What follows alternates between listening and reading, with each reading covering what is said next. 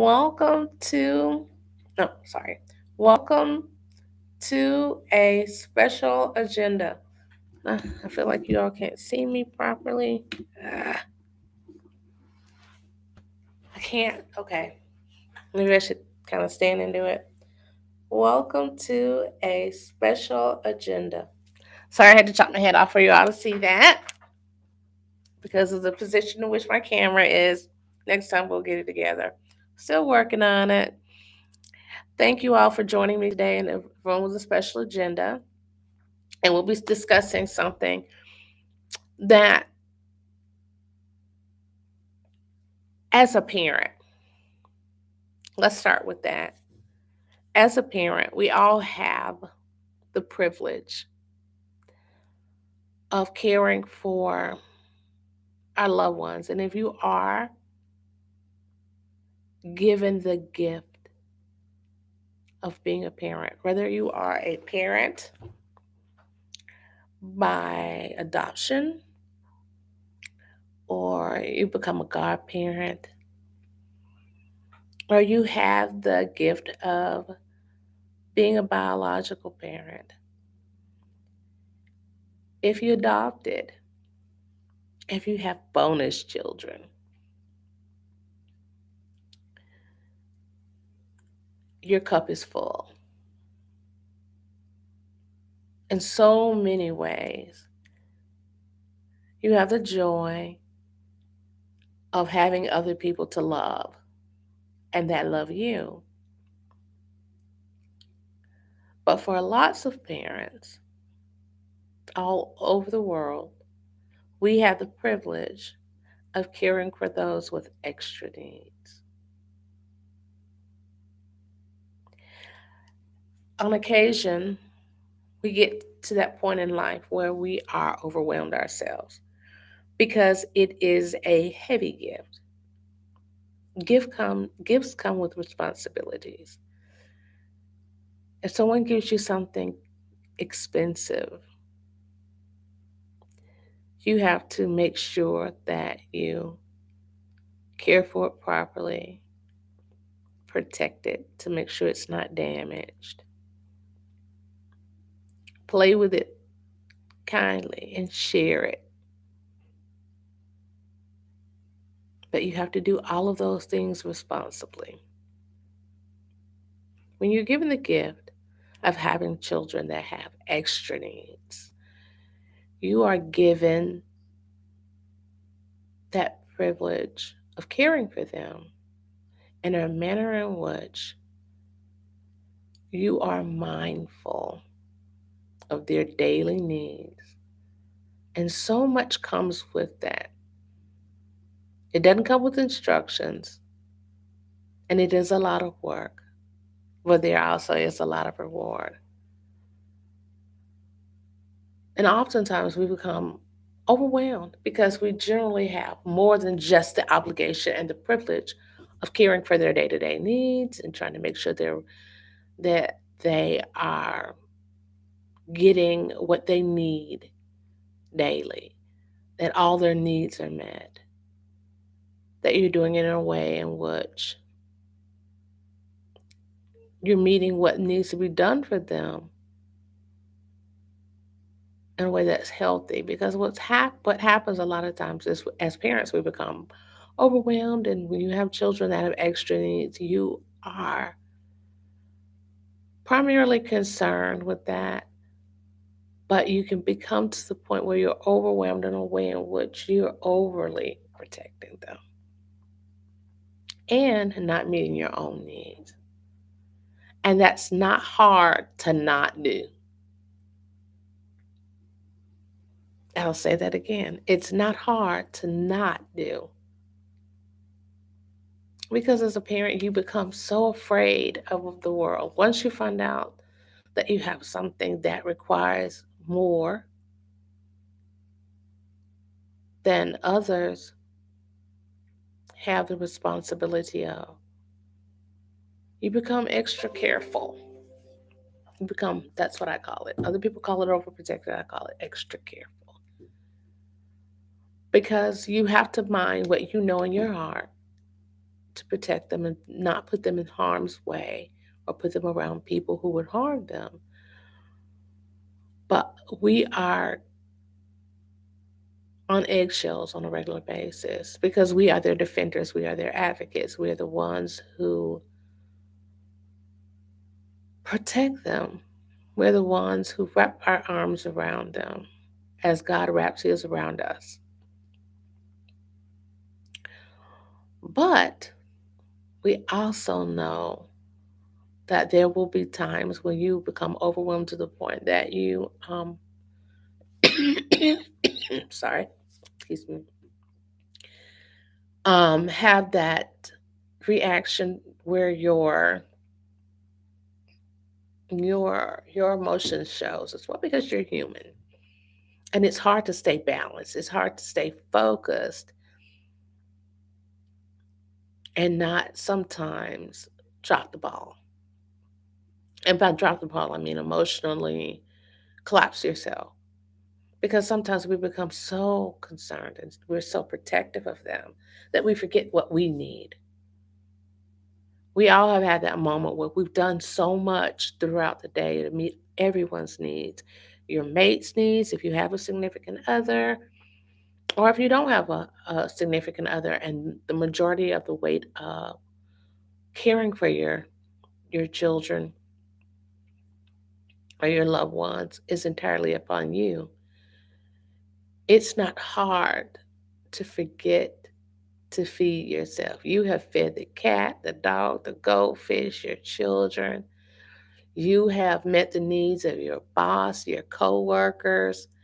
You have ran tasks and errands for loved ones and different distant family members who are not immediate.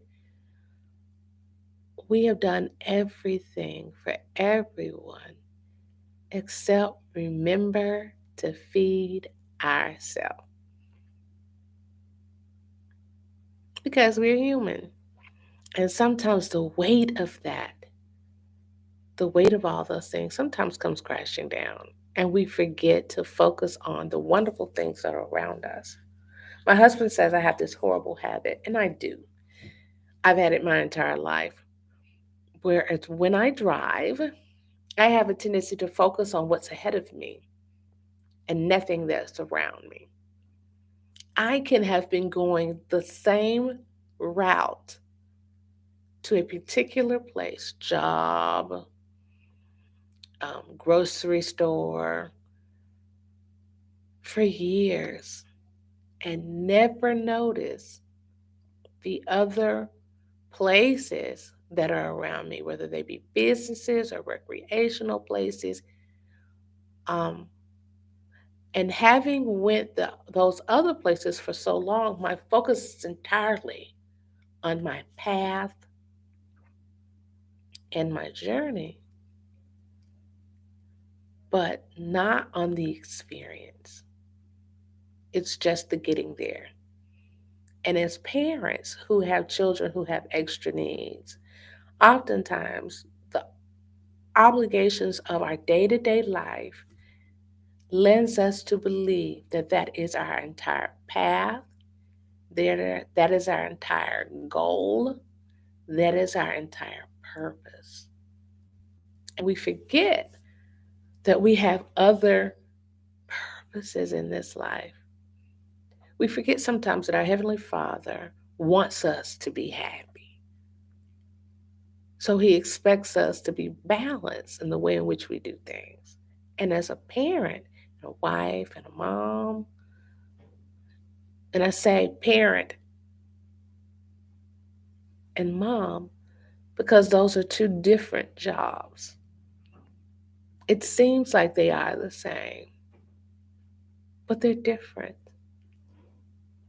Parenting is guiding them and making sure that everything is done every day, helping them find their socks and shoes, teaching them how to do those things on their own, how to make their bed, how to navigate through life. But as a mom, our purpose is to love them and allow them to do those things with minimal guidance so that we can have a space and a place of our own mentally, emotionally, and physically. Sometimes the things that we have in mind, like I would love to take the time to exercise, but somehow I have not been able to fit that into my schedule. Not because I can't, because it feels like that everybody's necessities, as far as their physical needs, whether it be me cooking and helping them get the other things that they done need done together, helping them develop life skills, seems to be my purpose. But as a mom, my goal is to love them and let them do those things without that, without all of me hovering. Because at some point, they have to have some level of independence, and you have to find you. When you become a parent, a lot of ways I won't say sacrifice. I don't think that's the right word. You become responsible for more than yourself. So that means you now have to put aside some of the things, as they say, that were, I won't say important to you, but they were primary to you. So now you have more primary concerns and a primary purpose as a parent. See, parenting, you'll always be a parent and you'll always be a mom, but you won't always be required to parent. At a certain stage in life, those things are somewhat their responsibility. And if we have been able to accomplish what we set out to do, we can start to entrust them more to manage more of their life. Because sometimes, if we're not careful, we give away so much of ourselves. We don't have enough of ourselves left to be balanced, to be who we once were. Excuse me. To be our whole self anymore. There are pieces of us. And if we're not careful, that mindset can also break our relationships. Whether you're married or dating or you have arrangement where you all live together, whatever your life situation is, or you're sharing the obligations of caring for your child with um, their parent, their other parent. And lots of people have had to sever their relationships with others because they weren't able to remain balanced. It's important that everyone put in on the responsibility of doing what they can for their children, but giving them grace and understanding too that everybody's not able the same way. That's why we are all born differently. We have different personality and different gifts. So we have to give ourselves gifts and our family the gift of grace, understanding that their trying may look different from what your trying looks like. Sometimes are not forgiving of each other's differences. And I don't mean just our children, but the ones in which we share the responsibility and privilege of caring for those children. Yes, it is one thing that is different when they are not consistent with what they need to do. But everybody's not able to be what they need to be. Does that take away their accountability? No. But it's important that we keep in mind that rather than focusing on what they're not capable of doing at this moment, whether it be consistently being the proper parent that you feel like they should be, or struggling with whatever their issues are personally and emotionally themselves. See, sometimes we forget as parents also that some of us may have genetic issues as well. when it comes to emotionally and mentally being able to parent a child. See, one of the things that we forget that many of us join the team of parenting with the expectation and the hope that we can do this job to the best of our ability and that it'll be fine and that it'll be wonderful. And we have these fantastic dreams, which are amazing and great. And we should keep that energy and that spirit when it comes to taking care of our kids. But we forget that some things are harder than we anticipate. It's like learning to ride a bike. We look at this bike, we see it, it's beautiful.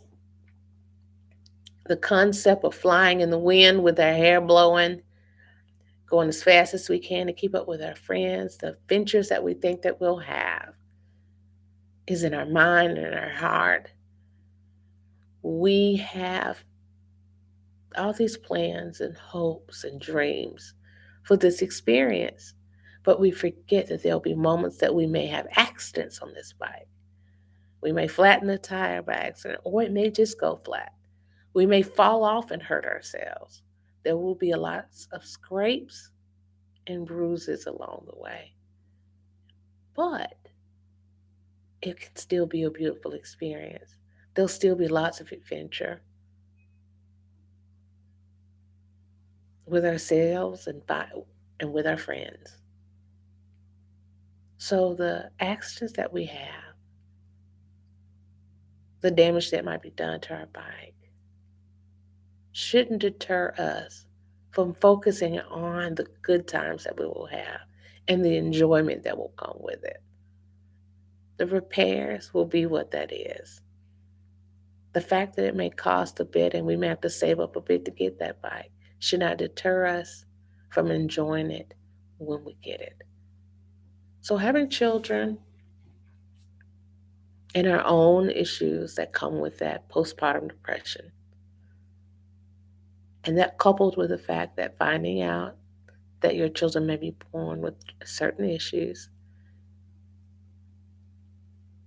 should not let us forget all the wonder that there will be in celebrating who they are and celebrating every day the milestones that they have and will meet. The beauty that is the experience of being a parent and giving the other individuals in our life that are struggling right alongside us, even though their struggle looks different. Let us not forget that from a distance, ours looks different too. Let us give them grace and understanding and forgiveness for the times that they will make mistakes, whether they didn't listen to us and things happened. Because there are times when we didn't listen to individuals either and things went badly. Just because they're our offspring as well does not mean we need to lord it over their head. Whether it was something that they did that it caused problems later, we know. But we're going to have our own faults and shortcomings also. And we want to be forgiven as well and considered and consoled when the decisions we make cause problems, not just for the child, even within the relationship. Our aim should not be to point out every shortcoming that the others are attempting to assist us and care for this child as well. And understand that they're getting overwhelmed too. See, we're all struggling together and we're learning in all of this at different paces. And because we're mentally and emotionally structured differently,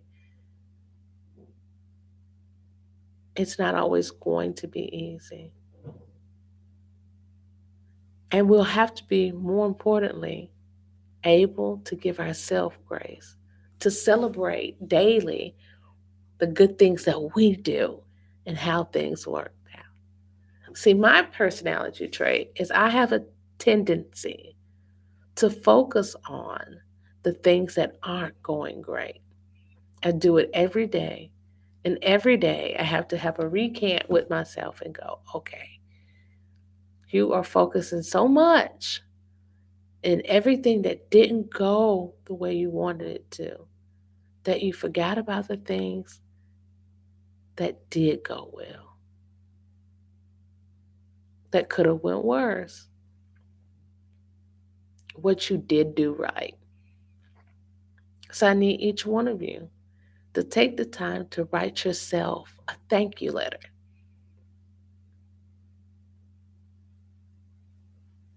Yeah, write one to yourself. Tell yourself how happy and proud you are of yourself, how happy you are about your kids. Write each one of your family members, and I think each one should do this exercise of writing each person that can write a letter that they are appreciative about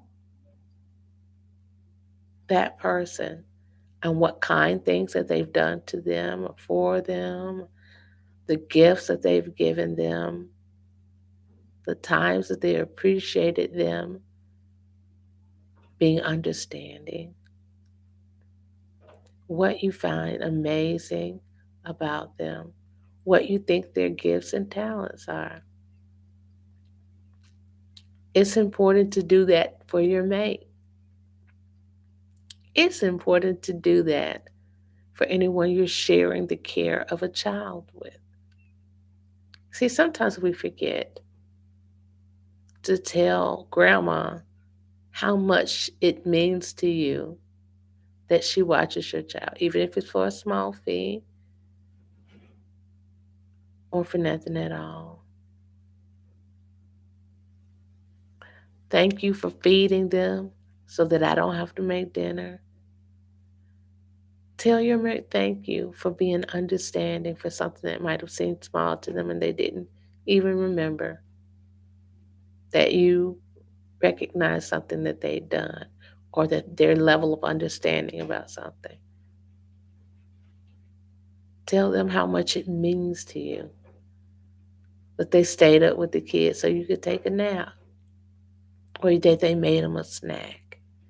See, if we take more time to focus on the kind things that our loved ones do for each other and for us, and we focus on the things that we need to celebrate about each other's characters, those characteristics that we have, there'd be less divorce. There'd be more understanding. The more that you take the time to give each other one genuine compliment,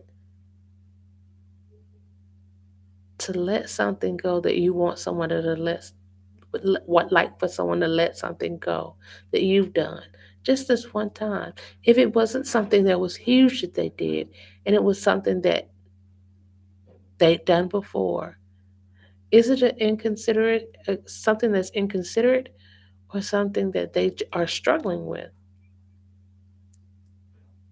It's important that we take the time to be kind to each other in that way. Give each other grace. But it's important to give yourself grace too. Having a hard time does not make you a bad parent. It doesn't. Forgetting things, being disorganized, it doesn't make you less of a great parent.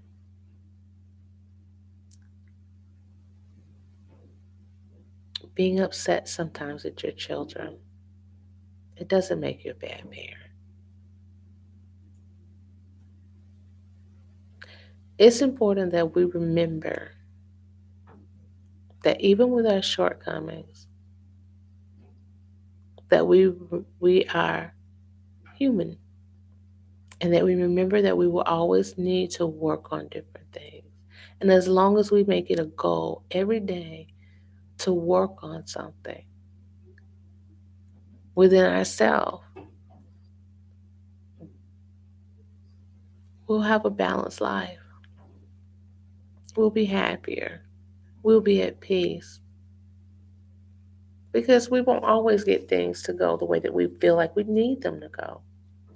Neither will those around us.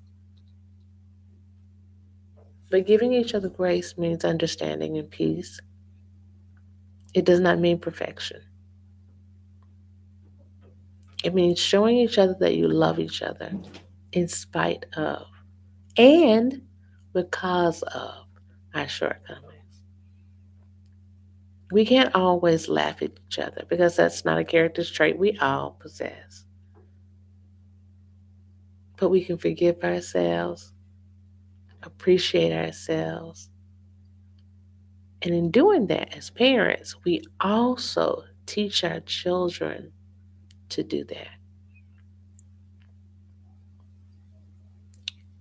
That way, they'll reach out less to things that aren't healthy to cope with their shortcomings and the things that have happened in life.